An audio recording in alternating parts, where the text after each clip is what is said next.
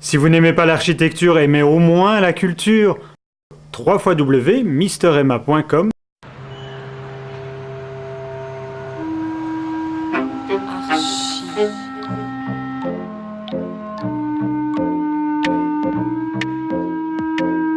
Bonjour et bienvenue dans Arches Urbain, l'émission qui vous parle d'architecture et d'urbanisme à Bruxelles. Je suis en compagnie du bureau Montois. Étienne Bruyère. Oui, Étienne. Ça va bien? Oui, ça va très bien et toi? Oui, tu n'es pas tout le bureau Montois, hein, on est bien d'accord. Merci. Bon, on va parler d'un gros projet ici. On est au centre-ville de Bruxelles, dans le futur casino. Enfin, moi en tout cas c'est comme ça que je l'appelle, mais tu as un autre nom peut-être. Voilà. Le nom du projet c'est le NGBA. Ce sont les nouvelles galeries du boulevard Anspach. D'accord, parce que justement nous sommes dans les galeries commerçantes, un nouveau passage qui va mener de la place de la Monnaie qui est devant nous au boulevard Anspach qui est derrière nous. Alors il y a plusieurs fonctions ici qu'on va détailler l'une après l'autre.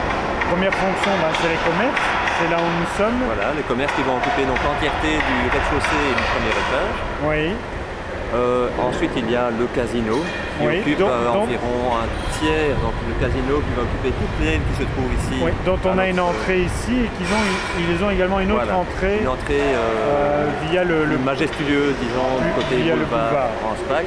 Alors, troisième fonction. Troisième fonction, c'est un hôtel.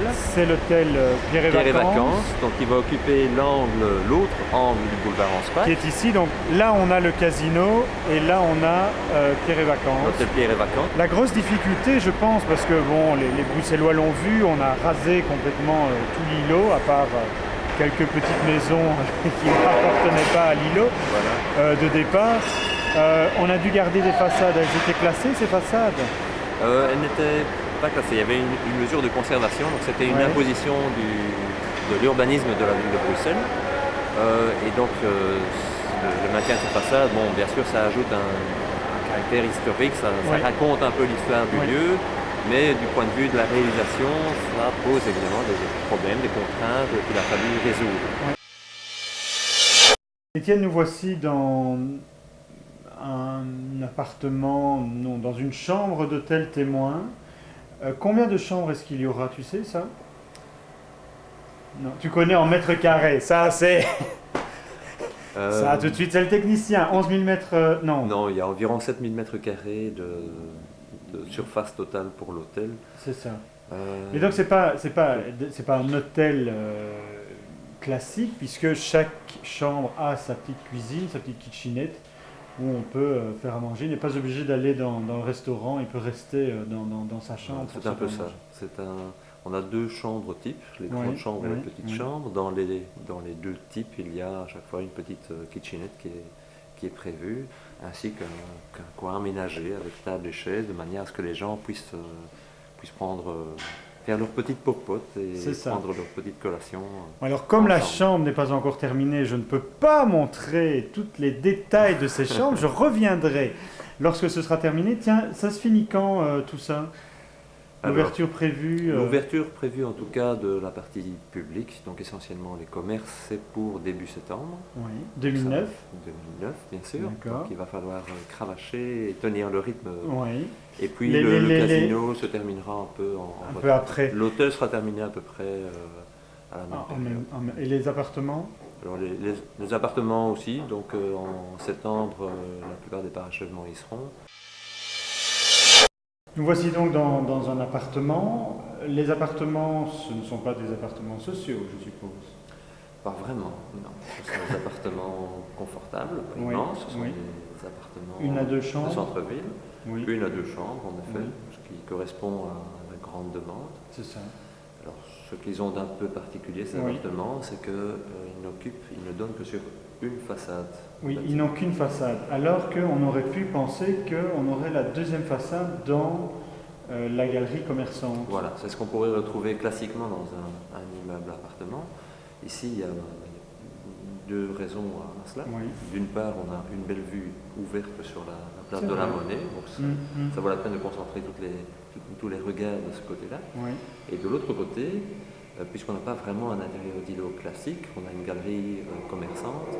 Les concepteurs du projet ont pris l'option d'y mettre uniquement les circulations intérieures qui mènent à ces appartements. D'accord. Ce qui n'est pas le cas, par contre, pour l'hôtel, où là, certaines chambres, ou toutes les chambres, je ne sais pas, ont une double vue sur le sur le boulevard, enfin la fonction rue, et également sur la galerie commerçante. L'hôtel, lui, se dispose de manière plus classique, avec un couloir central, avec des chambres qui donnent du côté de la façade extérieure et d'autres chambres du côté de la galerie couverte. D'accord. Une petite particularité, justement, on voit du côté des appartements et de l'hôtel des fenêtres dans la galerie commerçante. Par contre, de l'autre côté, on a un mur aveugle. Qu'est-ce qu'il va y avoir à la place de ce mur aveugle? Alors, sur ce mur aveugle, il y aura tout un ensemble décoratif qui sera animé essentiellement par des grands disques en inox poli. C'est une œuvre, une création de Strobel. Strobel qui a également fait les gardes de corps qui sont dans les appartements et qui sont en quatuor. Qui a dessiné, je l'ai ici en main, qui a dessiné ce motif décoratif qui sera à la fois le garde-corps fonctionnel, donc c'est celui qui va assurer la résistance nécessaire pour ces garde-corps et qui crée une animation tout à fait originale pour ces éléments de fermeture de terrasse.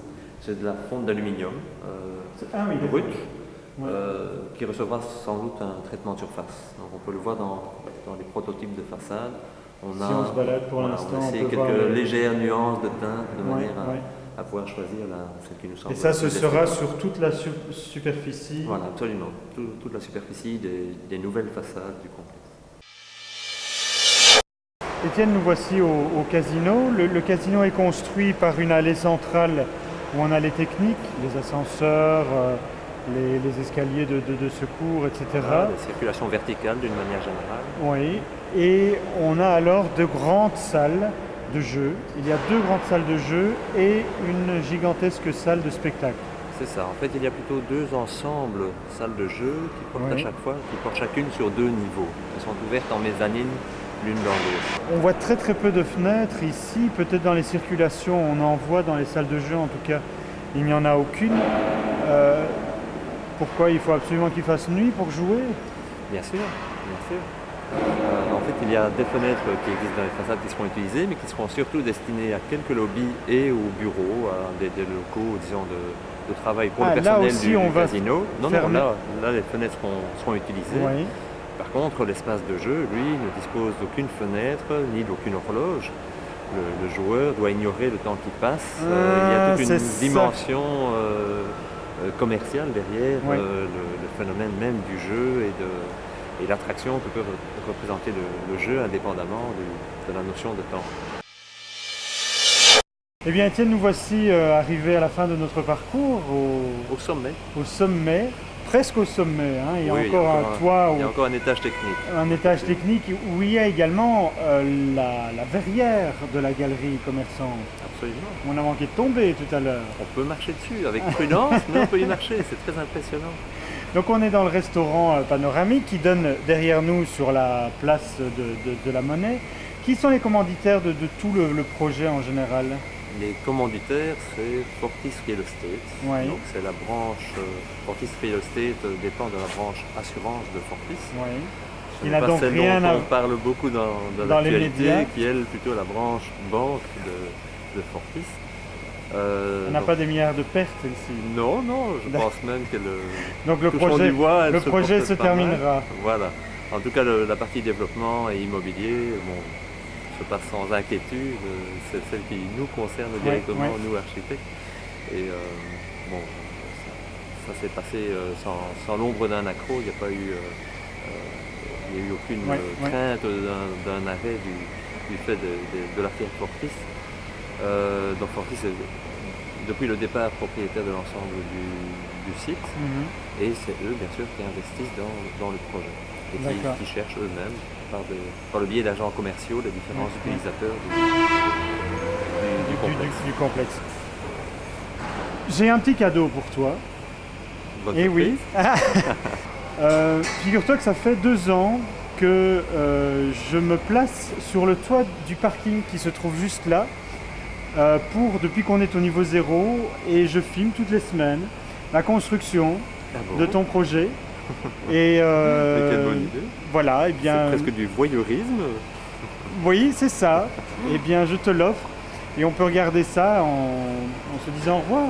Formidable, je te remercie beaucoup.